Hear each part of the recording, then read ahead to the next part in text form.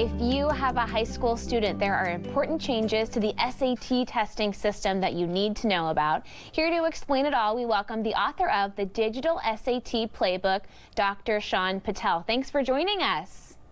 Hi, Hannah. Thanks for having me. This is a big one for high school parents. So much has changed just in the past 5 years or so. Can you tell me about how the pandemic impacted SAT testing? Yeah, so for a long time since the pandemic, many colleges were going test optional. So the SAT and the ACT, we saw fewer and fewer parents and families taking them. But recently, there's been a huge transition back towards reinstating standardized tests. And just in the last few weeks, we saw Harvard, Yale, Brown, Dartmouth, University of Texas at Austin. So it seems like there's a new university almost every week reinstating standardized testing requirements. So it's not really optional anymore like it was in the pandemic. Okay, and let's talk about this new digital version. How does that work? What can parents and students expect? Yeah, so there's a monumental change happening to the SAT in 2024, which is the first time in almost 100 years the SAT is going from a paper-based exam to a digital exam. So students will now be taking it on a computer rather than on paper, as many parents probably remember the SAT exam. On top of that, there are tons of changes to the new format, question types, and content that students really need to get familiar with. It's not just the paper exam going onto a computer screen. What will the experience be like for students? Will they still go to a testing center and log in for a couple of hours with proctors and things like that? Yeah, just because it's an online test does not mean it's an at-home test. That would be really nice. Students could use ChatGPT and get all the answers correct.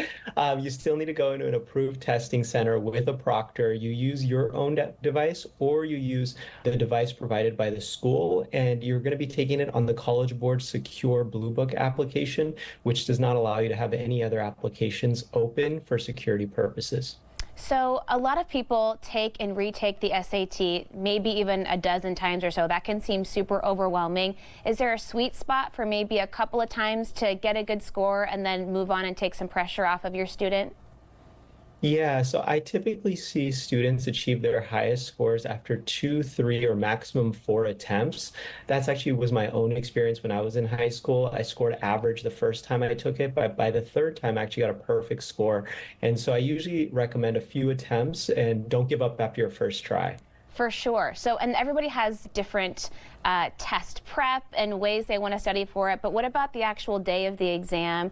Do you have any words of wisdom for those very nervous teenagers? Especially this year, it's going to be a brand new experience that their parents and teachers can't really prep them for as much.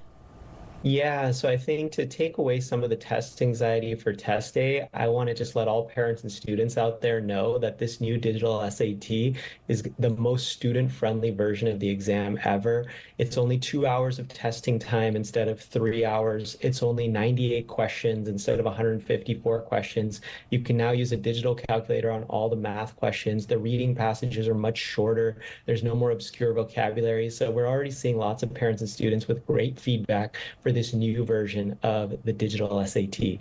That's really encouraging. Even just fewer questions, shorter time limit, that'll make a big difference to a lot of kids.